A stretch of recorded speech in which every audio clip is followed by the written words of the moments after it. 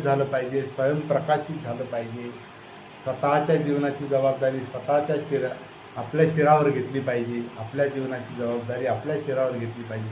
हे जे त्यांचे संदेश होते किंवा जागृतीचा अग्नी तेवत ठेवा, जागृतीचा विझू देता कामा नये, हे जे त्यांचं जे म्हणणं होतं बाबासाहेबांचं, ते जणू काही सामाजिक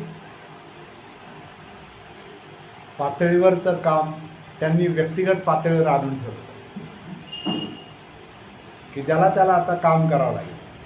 आता कोणी नेता निर्माण होईल आणि कोणी पुढारी निर्माण होईल आणि मग तो आपले प्रश्न सोडवेल असं सर्वस्वी होणार नाही.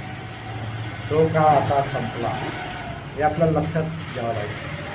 हे बाबासाहेबांना माहिती होतं, म्हणून बुद्धाचा मार्ग त्यांनी का सांगितला, कारण बुद्ध हेच काम करत होते. बुद्धांनी सुद्धा हेच